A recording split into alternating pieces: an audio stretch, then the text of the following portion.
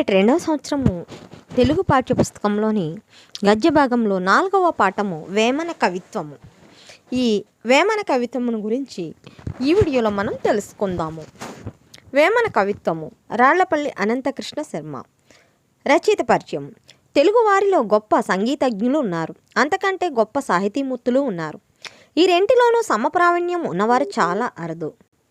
అటువంటి సవ్యసాచుల్లో రాళ్లపల్లి అనంతకృష్ణ శర్మ ఒకరు. ఈయన జనవరి 23, 1893వ తేదీన రాళ్లపల్లిలో జన్మించారు. అనంతపురం జిల్లా కళ్యాణదుర్గం దగ్గర ఉన్న రాళ్లపల్లి అనే కుగ్రామము వీరి స్వగ్రామము. తల్లిదండ్రులు అలివేలు మంగమ్మ, కృష్ణమాచార్యులు. ఈ దంపతులు సరస్వతీదేవి స్తనద్వయం లాంటివారు. ఒకరు సంగీతంలోనూ మరొకరు సాహిత్యంలోనూ అభినివేశం ఉన్నవారు. తండ్రి నుంచి సాహిత్యాన్ని, తల్లి నుంచి సంగీతాన్ని చిన్ననాడే కడుపారా గ్రోలిన వారు రాళ్లపల్లి. అందువల్లనే అరుదైన సాహితీమూర్తిగా ఎదిగారు. రాళ్లపల్లికి తొలి గురువు తండ్రి. సంస్కృత ఆంధ్రాలను తండ్రి వద్దే నేర్చుకున్నారు. అనంతరం మైసూరులోని పరకాల మఠంలో ఉన్నత సంస్కృత విద్యను అభ్యసించారు. మైసూరు మహారాజా కళాశాలలో తెలుగు పండితులుగా ఉద్యోగ జీవితాన్ని ప్రారంభించారు. తెలుగులో సామాజిక విమర్శకు తొలినాటి మార్గదర్శకులు రాళ్లపల్లి. అందుకు వీరు రచించిన నిగమశర్మ అక్క, నాచన సోముని నవీన గుణములు, తిక్కన తీర్చిదిద్దిన సీతమ్మ, రాయల్లాంటి రసికత వంటి వ్యాసాలు గొప్ప నిదర్శనం.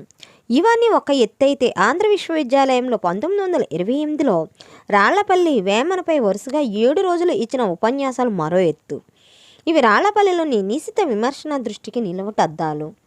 రాళ్లపల్లి విమర్శన వ్యాసాలు సారస్వతాలోకము, నాటకోపన్యాసాలు అనే పేరుతో ప్రచురింపబడ్డాయి. ఇవి కాక కాళిదాసు రఘువంశాన్ని ఆంధ్రీకరించారు. నృత్య రత్నావళి, శాలివాహన గాథ, సప్తసతి సారములను తెలుగులో అందించారు. తారాబాయి, మీరాబాయి వంటి ఖండకావ్యాలను కూడా రచించారు. శాస్త్రీయ సంగీతాన్ని అధ్యయనం చేసిన రాళ్లపల్లి సేవలను తిరుమల తిరుపతి దేవస్థానం వారు వినియోగించుకున్నారు. అన్నమయ్య సంకీర్తనల కొన్నింటికి స్వరకల్పన చేశారు. వివిధ సంస్థల నుంచి గాన కళాసింధు, గాన కళానిధి, సంగీత కళారత్న వంటి బిరుదులు పొందారు. శ్రీ వెంకటేశ్వర విశ్వవిద్యాలయం వారు డిలిట్ పట్టాను బహుకరించి రాళ్లపల్లి బహుముఖ ప్రజ్ఞను గౌరవించారు. సంగీత సాహిత్య ప్రియులు ఉభయులను అలరించిన రాళ్లపల్లి మార్చి 11, 1979వ తేదీన జీవిత రంగస్థలం నుంచి తెరమరుగయ్యారు. ప్రస్తుత పాఠ్యభాగము వేమనపై రాళ్లపల్లి చేసిన ఉపన్యాస వ్యాసాల పరంపరలో వేమన కవిత్వము, హాస్యము, నీతులు అనే 7వ దానికి సంక్షిప్త రూపము. ఎవరూ అంతగా పట్టించుకొని వేమన సేముష్ని తొలినాళ్లలోనే తెలుగువారికి పరిచయం చేసిన వ్యాసాల్లో ఇదొకటి. నిరంతరం నూతన వెలుగులు వెదజల్లే వేమన కవిత్వం ద్వారా జీవితానికి కావలసిన శాస్త్రీయ దృక్పథాన్ని, సామాజిక చింతనను విద్యార్థులకు అందించడము ఈ పాఠ్యభాగ ఉద్దేశ్యము. పాఠ్యభాగము. వేమన కవులని పేరు సంపాదింపని కవులలో చేరిన వాడంటిని. పేరు వచ్చుటకు 2 హేతువులు. ప్రజల యొక్క అభిరుచి నెరింగి వారికి తృప్తిగా వ్రాసిన వానికి వచ్చును. కవి యొక్క గొప్పతనం నెరింగగల ప్రజయున్నను వచ్చు. వేమన విషయమంది రెండునూ లేకపోయినవి. ఇతడు ఇతరులకు హితము గావింపవలయును అని ఉద్దేశంతో వ్రాసనే కానీ వారు తృప్తి పడవలయునని వ్రాసినవాడు కాదు. వారు తను పొగడవలయునని ఆశపడి కానీ, తిరస్కరించరని విరిచి కానీ తన త్రోవను వదిలినవాడు కాదు. మనలో చాలా నాళ్ల నుండి కావ్యం యశ్యే అర్ధకృతే అను సిద్ధాంతము ముఖ్యముగా నెలకొన్నది. కావ్యములు వ్రాయుటకు మొదటి ఫలములు కీర్తి, ద్రవ్యము. కావున కీర్తినిచ్చి పండితులకును, ద్రవ్యమునిచ్చి రాజులకును ప్రీతిని కలిగించినచో కృతార్థులమైతమని అనేక కవులు తలంచిరి. దానికి తగినట్లుగా కవి సార్వభౌముడు మొదలగు బిరుదులను, ఎకరాల కొలది ఈనాములను, అగ్రహారములను వారికి లభించుచుండెను. తన మనసుకు తృప్తి కలిగించిన వారి విషయమున ప్రాచీనులు చూపిన మర్యాద, ఔదార్యము అత్యద్భుతములు. కానీ కవికి స్వాతంత్రము పోయినది. ఇతడితరుల చేతి బొమ్మైపోయినాడు. కృష్ణదేవరాయల వంటి దొరయాజ్ఞను తిరస్కరించి ఊరక కృతులు రచింపుమటన్న సఖ్యమే అని పెద్దన వలనే ధీరముగా చెప్పగల మగకవి లేకపోయినవాడు. ఉన్న అభిరుచికి ఉదాహరణలిచ్చువారే కానీ దానిని సరైన త్రోవలో మార్చిదిద్దగల ధీరులు లేరైరి. క్రమముగా కవిత్వమునకు జీవనము సంపాదించుకొనుట ఒక ఆనుషంగిక ఫలముగా గాక ప్రధాన ఫలముగా పరిణమించింది. ద్రవ్యము గలవారెవరే విషయమున పద్యములో రాయమని చెప్పినను సరే అని కవి నడుము కట్టుకొని సిద్ధముగా ఉండవలసి వచ్చెను. ఇట్టి కవిత్వమును వ్రాసి ప్రఖ్యాతి సంపాదించుట వేమన వంటి వారికి రుచించున. చూచిన వస్తువు నందెల్లా తప్పులు పట్టు స్వభావము గలవాడు, పట్టిన తప్పులను స్పష్టంగా మొగముందరే చెప్పుక ఉండలేనివాడును, ఇతరులను కీర్తి కొరకు ద్రవ్యం కొరకు ఊరక ఇట్లు పొగడగలడు. వేమన తీవ్రములైన భావములు, అడ్డులేని నాలుక కలవాడు. కావుననే అతని రచనలలో భావము భాష ఈ రెండును ఒకటితో ఒకటి పందెము వేసుకొని కుప్పించి ఎగిరినట్లు హృదయము నుండి పైకి వచ్చుచున్నవి. ఈ వేగమును నిరోధించుటకు ఛందస్సు యతిప్రాసలు మొదలగు ఏ నిర్బంధములకును చేత కాదు. ఇవి వానికి లొంగి సర్దుకొనవలసినవే కానీ అవి వీనికి లొంగి కుంటుచూ నడవనేరవు.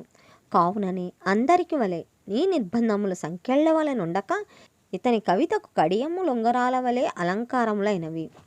ఇతని భావములెట్లు కృత్రిమములు కానివో ఇతని భాషయును అట్లే.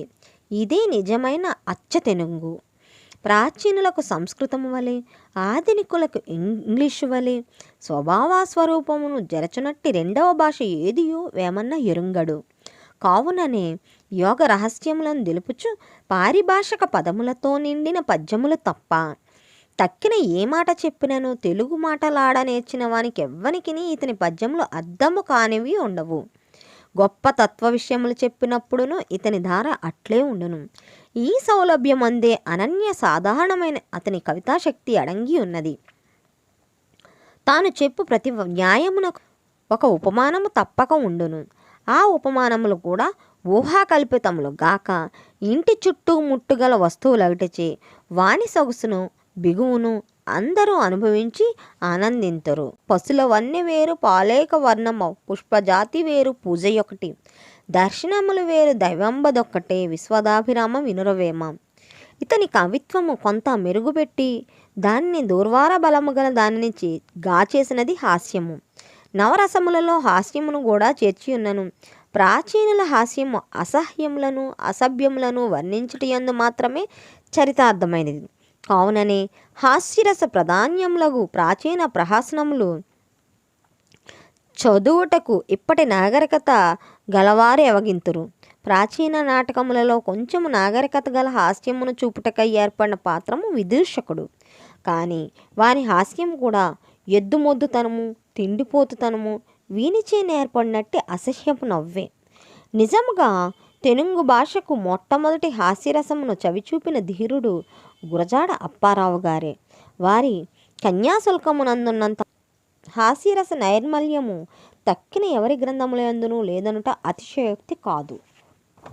ఇక్కడ వేమన పద్యాల్లో కృత్రిమత్వం అనేది ఉండదు. ఎందుకంటే ఆయన ఎవరి కోసమో ఆశించి రాయలేదు, తన మనసులో ఉన్నటువంటి భావాలను మాత్రమే ఆయన రాశారు.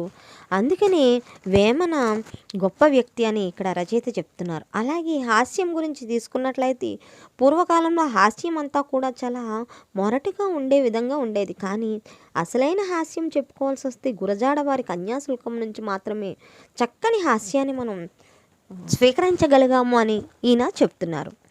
వేమన్నయ్య గొప్ప బోధకుడును సంస్కర్తయును గావున అతని అందును హాస్యరసం కలుషితమై ఉన్నను. అందందు సహజంగా అసభ్య రచనలు చేసినను తెగిన గాలిపటం వంటి స్వతంత్ర బుద్ధి కలవాడు కావున ఒక్కొక్క మారు తన పని తాను మరిచి స్వచ్ఛమైన హాస్యంతో తృప్తి కలిగించుకొను.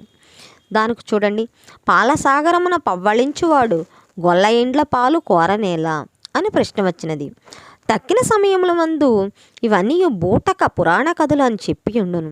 కానీ ఇప్పుడు ఆ ఉద్రేకము లేదు. ఇప్పటి జవాబు వేరు. ఎదుటివారి సొమ్ములు ఎల్లవారికి తీపు. ఇది విన్నవాడెంత కృష్ణభక్తుడైనను నవ్వక ఉండలేదు. సామాన్యంగా ఇతరుల లోపములను ఎత్తి ఖండింపబోను కొన్నప్పుడు కూడా దానికి ఎంత కావాలినో అంతటితో తృప్తి పొందక ఇతరులకు నవ్వు కలిగింపవలెనని ఉద్దేశం చేత కొన్ని కొసర మాటలు చేర్చి వ్రాయట ఇతని పద్ధతుల్లో ఒకటి. లోబివాని నడుగుట నిష్ఫలము, గొడ్డుటవును బితికినట్లు, మేక చన్ను గుడిచినట్లు అని చెప్పిన జాలును గదా. ఇతనికి అంతటితో తృప్తి లేదు. గొడ్డుటావు పితుక గుండి గొంపోయిన పండ్లు రాలదన్ను పాలనీదు, లోభివాని నడుగ లాభంబు లేదయ్యా. ఇక్కడ గుడ్డి ఆవును మనం ఎంత పితికినా పాలు రావు, అలాగే లోబివాడిని మనం ఏమడిగినా డబ్బులు రావనే విషయాన్ని ఆయన ఎంత నిష్కర్షగా చెప్పారు చూడండి. అలాంటిదే మరొక పద్యం. మేక కుతికబట్టి మెడచన్ను గుడవంగా ఆకలేలా మాను ఆసగాక లోబివాని నడుగు లాభంబు కలుగున. ఇక్కడ అదే ఉద్దేశంతో మరొకటి కూడా మేక కుతికను బట్టి, అంటే మేక యొక్క మెడ దగ్గర కూడా కొంచెం గంటల్లా వేలబడుతూ ఉంటాయి. వాటిని చూసి పాలు అనుకొని త్రాగాలనుకుంటే అక్కడ పాలు రావు. అదేవిధంగా లోబివాడిని అడిగితే మనకి డబ్బులు కూడా రావని ఇక్కడ ఈ పద్యం యొక్క భావము. ఇందు కొండ గొంపవుట కుతికం బట్టుట మొదలగునవి పాలు త్రాగబోవాని ఆత్రమును స్పష్టంగా చూపి వాని అజ్ఞానమునకు మనల్ని నవ్వించును. పై కవితాధార హాస్యము వీనికి తోడు ఇతని నామము ఆంధ్రదేశమున ఆచంద్రార్క స్థాయిగా చేసినవి. ఇతని నీతులు ఇహలోకమున ఇతరులకును తనకును సౌఖ్యము కలిగించినవి నీతులు. కావున ఇతని నీతులు స్వార్థములని పరార్థములని రెండు తెగల తత్వవాదములకు వలె ఇతని నీతులకు అనుభవమే మూలము గాని పుస్తకములు కావు. కావుననే అవి ఇప్పుడును అప్పుడును అనేకులు అన్నట్లు ఇతనికి పుస్తకములు వ్రాయుటకును ఇతరులకు ఉపన్యసించుటకును మాత్రమే కావు. మంచి చెడ్డలు రెండింటినీ తాను చూసి అందలి తత్వము చక్కగా నెరింగి ఇతరులకు బోధించిన వాడొకటిచే సామాన్య నీతి గ్రంథముల్లో లేని తీవ్రత ఇతని పద్యముల్లో కలదు. దానమునకు ఎవడు పాత్రము అని నిర్ణయించినప్పుడు ఇతని కులము జాతి మొదలగు వాని మాట అట్లుండ నిండు. గుణము కూడా నక్కర్లేదు, ముఖ్యమైనది పేదరికము. అది ఉన్న తక్కినది ఏమున్నను లేకున్నను అతడి పాత్రమే. దోసకారి అయిన దోసరికాడైన పగతుడైన వేద బాహ్యుడైన వట్టి లేని భేదవానికి ఈదగు నీవి ధనికునకు నొసంగదగదు వేమ. అన్నదానం తరువాత కన్యాదానంపై ఇతనికి అభిమానం ఎక్కువ. స్త్రీ ప్రజ ఇప్పటికంటే పూర్వకాలమందు తక్కువని కానవచ్చుచున్నది. కావునని ఆ కాలమందు మగవారు పెండ్లికై పడు కష్టములు కథలు పూర్వకాలపు వారు ఇప్పుడును వింతగా చెప్పుదురు. అప్పటి పెండ్లి కన్యాదానము, ఇప్పుడది వరదానముగా పరిణమించినది. వేమన కాలమంది స్థితి విపరీతంగా ఉండెను. ఐశ్వర్యులంతులు ఎట్లో తమ ఇండ్లకు భార్యలను కోడంట్రను తెచ్చుకొని చుండిరి, కానీ పేదలకు పెండ్లి ఒకటి కష్టముగా ఉండెను. కావునని ఈ దానమును కూడా ధనవంతులకు చేయరాదని పేదలకే చేయవలెనని వేమన సాధించెను. ఇట్లు చేయుట ధర్మమే కాదు, ఇందుచే సుఖమును కలదు.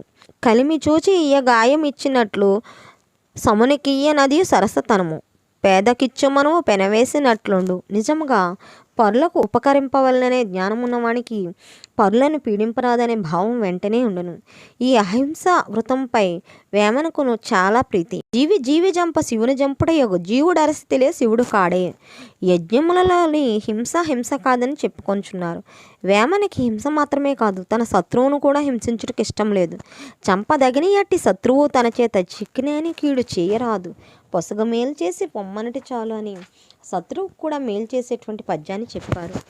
నిజమే, శత్రుత్వం చావవాలనే కానీ శత్రువు చావవాలని కోరట అన్యాయం కదా.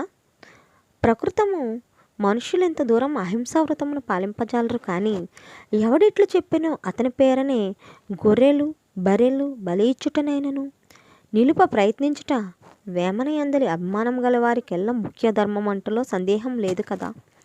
ఇతని స్వార్థనితుల్లో స్వానుభవము వివేకము ఇంకనూ ఎక్కువగా అనవచ్చును. మనుషులకు ఈ లోకమునందు నెమ్మదిగా బ్రతుకుటకు అవశ్యములకు ఓర్పు వివేకము మొదలగు గుణములు ఇవి బోధించును. అందరికీ నీ ప్రియములుగా ఉండును.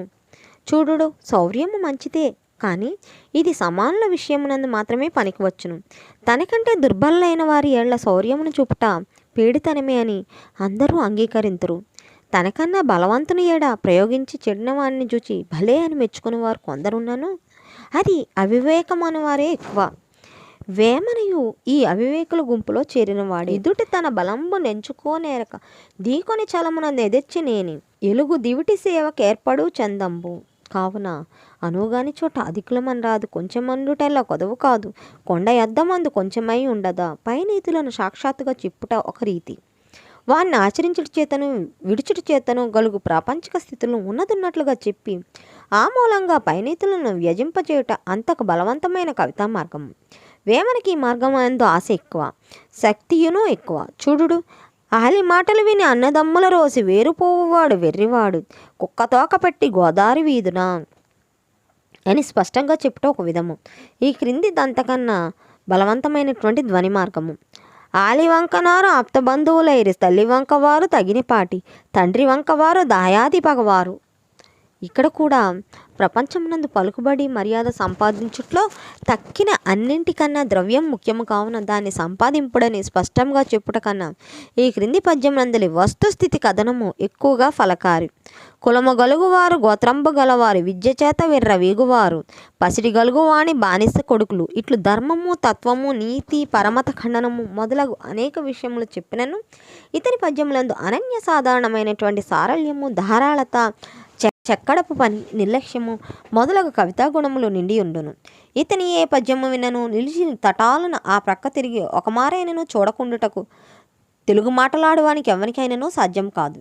ఈ ఆకర్షణ శక్తి ఇతని అందున్నంత తక్కిన వారి ఎవరి అందునూ కానరాదు అని వేమన యొక్క గొప్పతనాన్ని రచయిత ఇక్కడ చెప్పడం జరిగింది.